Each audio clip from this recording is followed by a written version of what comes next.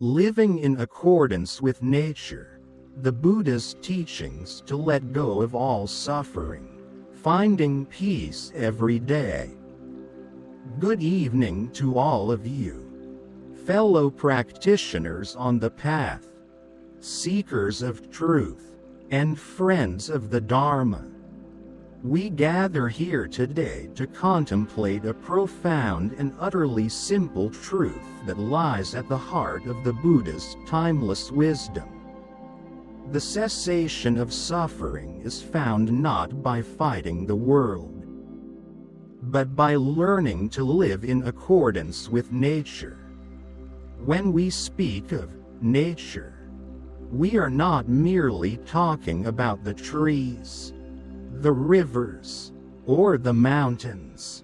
We are speaking of the inherent, undeniable, and universal way things are, the fundamental laws, Dhamma, that govern all existence, both externally in the cosmos and internally within our own minds and bodies. The Buddha taught that our suffering, dukkha, arises precisely because we spend our lives resisting this reality, clinging to illusions of permanence, and demanding that the universe conform to our personal desires. The path to peace, therefore, is a path of radical acceptance and profound alignment. It is the practice of seeing things as they truly are, and letting go of the burden of holding onto what is constantly changing. Part 1. The nature of reality, the three marks of existence. To live in accordance with nature, we must first understand nature itself. The Buddha illuminated three fundamental characteristics, or marks of existence, that describe all conditioned phenomena. These are the immovable pillars of reality. 1. Impermanence, anicca. The very first mark of nature is anicca, or impermanence. Everything that is compounded, assembled, or born is subject to dissolution. This is the law of change. Consider your own body. It is a river, not a reservoir. In every moment, cells are dying and being reborn. The person who walked into this hall is not the exact same person who will walk out. Your thoughts, your emotions, your relationships, all are in flux. The joy of yesterday is the memory of today. The sorrow of this morning will dissipate by evening. The resistance to impermanence is suffering. Our suffering begins when we try to freeze the river.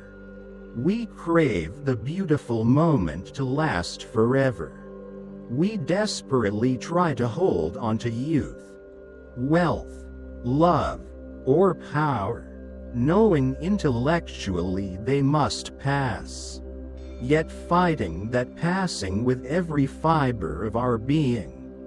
This struggle is futile. It is like trying to stop the tide. When we cling to what is impermanent, we are inevitably left with the pain of loss, decay, and separation. Living in accordance with anicca. To live in accordance with impermanence is to cultivate non-clinging. It means viewing life as a continuous, dynamic process. It means appreciating a flower without needing to keep it from wilting. It means embracing change as the only constant, allowing life to flow through you rather than trying to dam it up. The practice is to mentally release things the moment they arise, accepting their nature to vanish. This is the first step toward lightness. 2. Suffering or unsatisfactoriness, dukkha. The second mark, dukkha, is often translated as suffering, but it is more accurately described as unsatisfactoriness, stress, or the inherent incompleteness of conditioned existence. It is the subtle friction created by the gap between our desires and the ever-changing reality of anicca. Dukkha manifests in 3 forms. Dukkha dukkha, the obvious suffering, physical pain, sickness, old age, death, grief, and emotional distress. Viparinama dukkha, the suffering of change, the pain that comes when a pleasant experience ends. The joy of eating a delicious meal turns into the mild discomfort of a full stomach. The thrill of a new possession dulls over time. It is the anxiety of holding on to happiness. Sankhara dukkha, the suffering of conditioned existence, the deepest, most pervasive type. It is the inherent instability of having a body and mind that are constantly being conditioned by causes and conditions. Our very structure is unstable, making it fundamentally unreliable as a source of lasting happiness. The nature of dukkha. Dukkha is not a punishment. It is a description of reality when viewed through the lens of clinging. If a hand is open, it is easy for a pebble to drop in and drop out.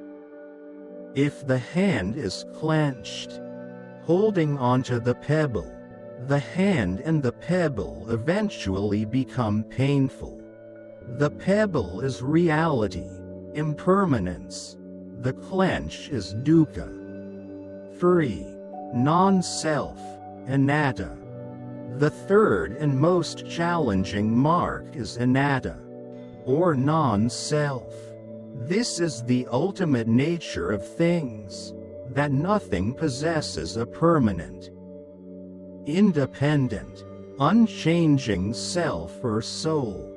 Our biggest mistake in resisting nature is the creation and defense of a fixed I, or mine. We identify with a collection of impermanent phenomena, the body, feelings, perceptions, mental formations, and consciousness, the 5 aggregates, and declare, "This is me." But where is this self? Is it the body? Which cells? Which age? Is it the feelings? They shift constantly. Is it the thoughts? They are like clouds passing in the sky. The Buddha taught that the self is an activity, not a substance. It is a process of identification. A verb, not a noun. Living in accordance with anatta. When we see the true nature of anatta, the fear of impermanence lessens. If there is no permanent self to lose, what is there to fear?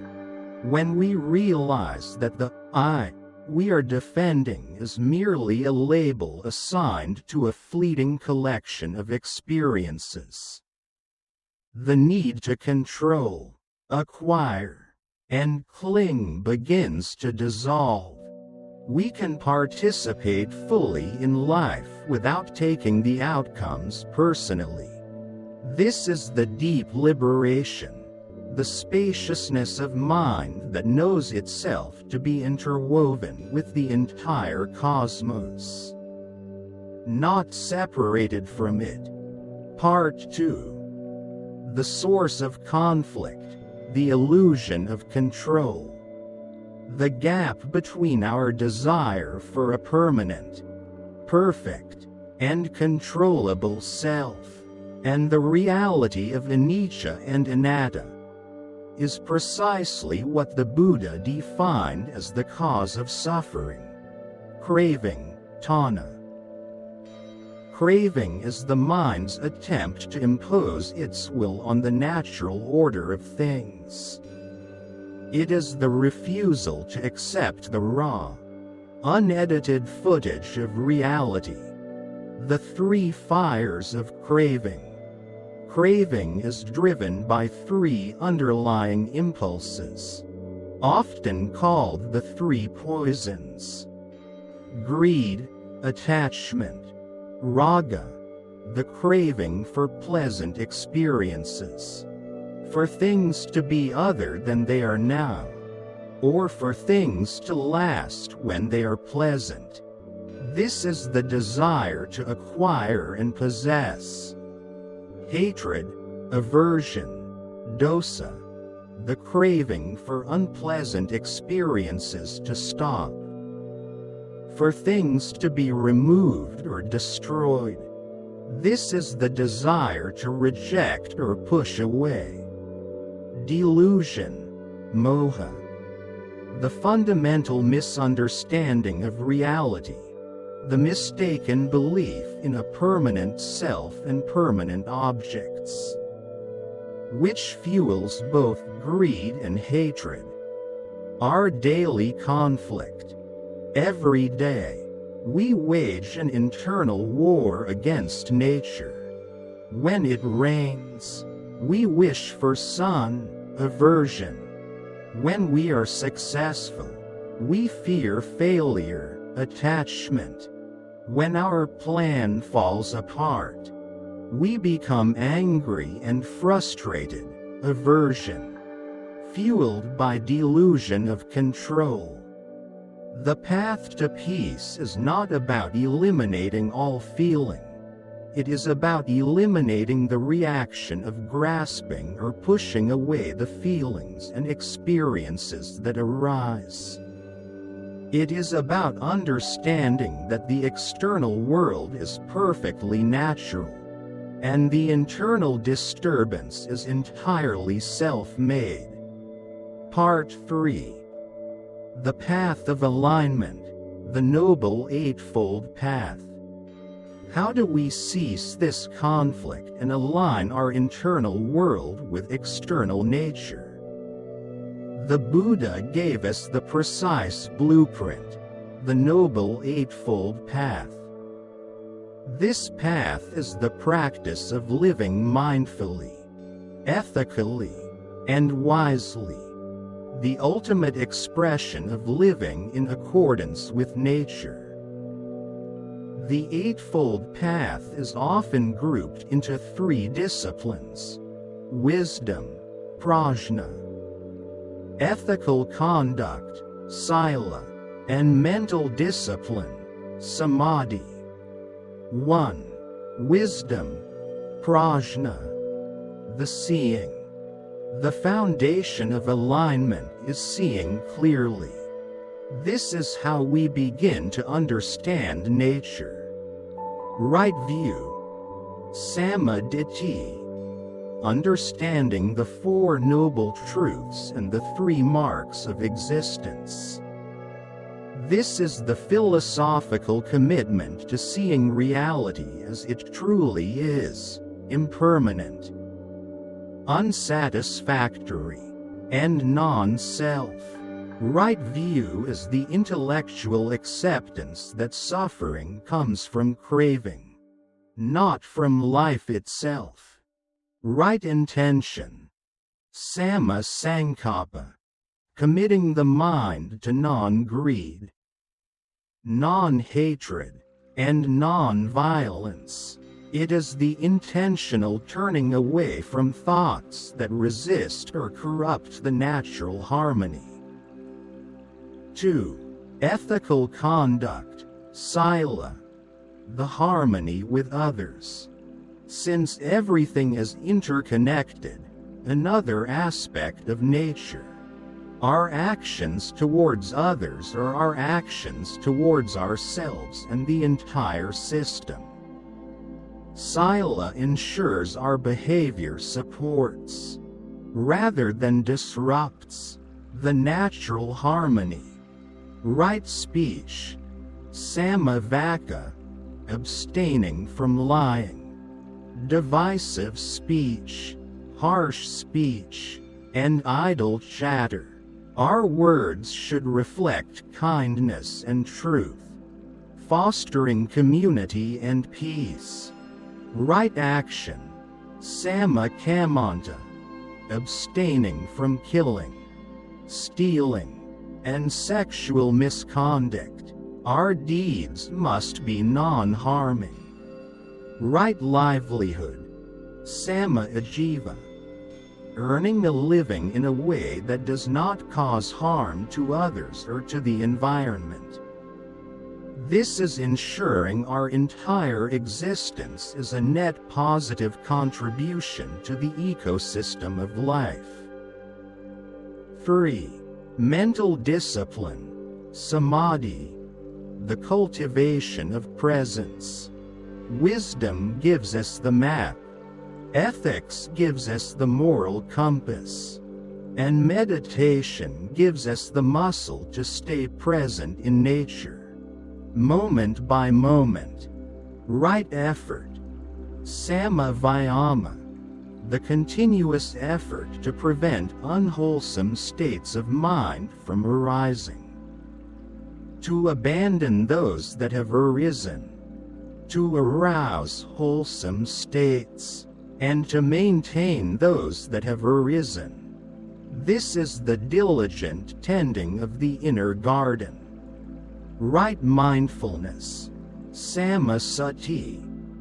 This is perhaps the most direct practice of aligning with nature. It is the steady, non-judgmental awareness of the present moment of the body, feelings, mind states, and phenomena as they arise and pass away. Mindfulness is the mechanism of acceptance. When you are mindful, you are fully present to the reality of anicca without fighting it. Right concentration, sama-samadhi, the development of a deeply focused and collected mind through meditation, leading to states of absorption, jhana. This practice strengthens the mind to sustain the clear seeing of right view and the peaceful presence of right mindfulness. Part 4. Practical application, daily practices of accordance. The path is not only for the meditation cushion, it is for the marketplace, the home, and the workplace. Here are 3 key daily practices to live in accordance with nature. 1. Embracing the moment of suffering. When suffering arises, whether it is an argument, a physical illness, or the loss of a job, do not immediately seek escape or distraction.